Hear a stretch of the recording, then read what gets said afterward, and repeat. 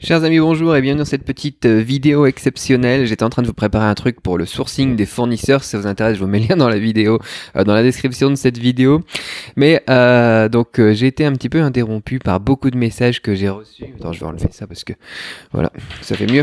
Par beaucoup de messages que j'ai reçus, donc je me suis dit je vais vous faire une petite vidéo là sur mon iPad vite fait au sujet donc du virus en Chine et de l'impact que ça peut avoir donc sur le business, notamment l'import-export, le dropshipping, les voyages en Chine, ce genre de choses. Donc je voulais vous donner un petit peu ma vision comme je l'ai donné à quelques amis déjà sur internet.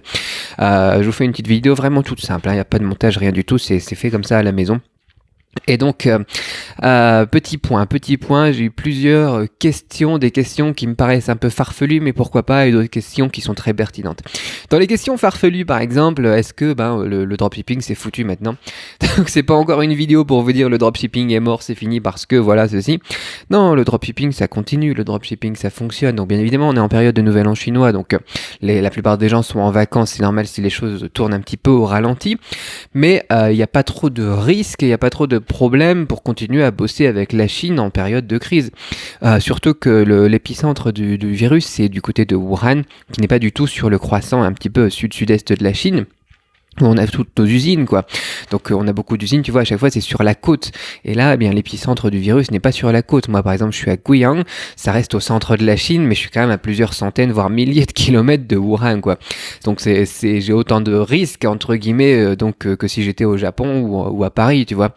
Donc bien évidemment, le virus ça voyage, etc. Mais à partir du moment où, eh bien, c'est aussi risqué qu'à Paris, ben il y a pas de danger, j'ai envie de dire, sur les commandes, sur le traitement des commandes, etc.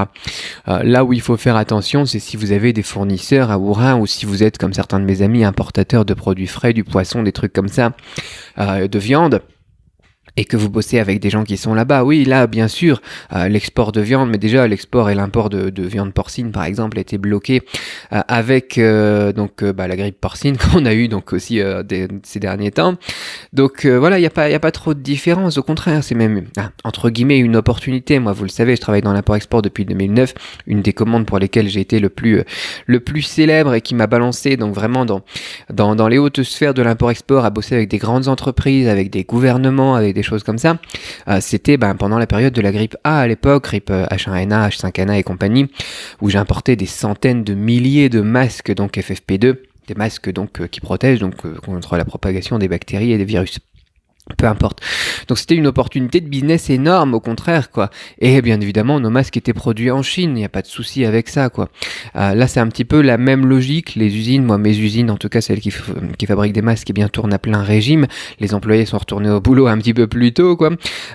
Ici, la situation est entre guillemets sous contrôle, elle est surveillée en tout cas, et puis toute la scène internationale de toute façon est bien surveillée. Comment est-ce que la Chine traite ça de très près.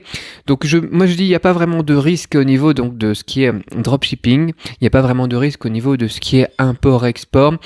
Si bien évidemment vous prévoyez un voyage en Chine, là c'est autre chose. Moi j'évite, par exemple, là vous voyez je suis à la maison, enfin vous voyez, je suis dans mon bureau, quoi. Et j'évite de sortir, j'évite de voyager, j'évite d'aller là où il y a des gens. Donc forcément, on évite les bus, on évite les transports en commun, le métro, on évite les trains, on évite les avions. Donc si vous voulez venir voyager, c'est un petit peu compliqué. Surtout ceux qui veulent venir voyager, par exemple en prévision de la foire de Canton. Moi, à votre place, j'éviterai pour cette fois-ci, ou bien alors je prendrai des billets échangeables et puis je surveillerai de très près un petit peu comment est-ce que c'est contrôlé. Parce que la période d'incubation du virus, elle est de 2 semaines, entre 2 et 15 jours, 2 et 14 jours. Du coup, on aura vraiment un petit peu la réponse et la vraie situation de la chose, une vraie image de ce qui va se passer et comment ça va se passer donc pour la suite, seulement vers première semaine de février à peu près. Donc c'est un petit peu tôt. Mais voilà, le business continue. Donc ouais, les voyages évités, les foires de canton, mais voilà, c'est comme en France, quoi. Quand il y a une épidémie, on va pas au supermarché, on va pas au marché, on va pas à l'hôpital s'il n'y a pas besoin de ce genre de choses, quoi. Donc là, ce qu'on peut éviter, on l'évite. Qu'est-ce qu'on m'a posé d'autre comme question? Moi, j'ai à peu près tout traité, voilà, comme question. Ça donne un petit aperçu très rapide, mais je ferai d'autres vidéos si ça vous intéresse. Posez-moi les questions qui vous touchent plus personnellement, auxquelles j'ai pas répondu dans les commentaires, j'en reparlerai. J'en parle aussi donc sur mon autre chaîne qui parle de la culture chinoise, de l'apprentissage du chinois et tout ça. Au final, voilà, il n'y a pas trop de danger. Bien évidemment, si votre fournisseur il est à Wuhan, dans la province du Roubaix, pardon. Là, c'est un petit peu compliqué et ça peut impacter votre business, ça c'est sûr, parce que le truc il est bloqué quoi. On me parle aussi des avions qui sont bloqués donc aux aéroports et qui peuvent plus partir de Chine. Oui, c'est le cas, mais c'est pas le cas pour les avions de fret, c'est le cas pour les avions de passagers, parce que les virus, il a besoin de passer bien par un autre, c'est-à-dire des animaux, des humains, des choses comme ça, mais pas un e-packet quoi. Un e-packet, ça transporte pas un virus. Un virus, ça reste en vie quelques minutes, quelques jours au maximum, quand il est sur un objet, quand il est sur une poignée de porte, quand il est sur, je sais pas moi, la machine, l'ATM, là, le distributeur automatique de billets, ce genre de choses. Oui, là on peut se faire avoir, mais quand vous avez un e-packet qui traverse le monde en une semaine, c'est plutôt rapide, c'est bien quand même, mais le virus il est mort quoi. Donc au niveau du dropshipping, du fret, de l'import-export, pas de souci. Voilà, s'il y a vraiment une précaution et quelque chose que je vous recommanderais donc à laquelle il faudrait porter attention un petit peu, c'est vraiment les voyages en Chine et surtout les voyages en Chine pour aller à des foires, à des événements où voilà tout le monde se brasse, tout le monde est là à côté de l'autre, collé, glutiné à faire la queue, etc. Et vas-y que je te crache dessus, que je t'éternue dessus et tout ça. Ouais, là c'est à éviter, ça serait prendre un risque. Mais pour le business, en tout cas, pas de risque, le dropshipping, l'import-export, ça peut se faire de manière totalement dématérialisée. Moi, je continue à bosser depuis la maison, il n'y a pas de souci.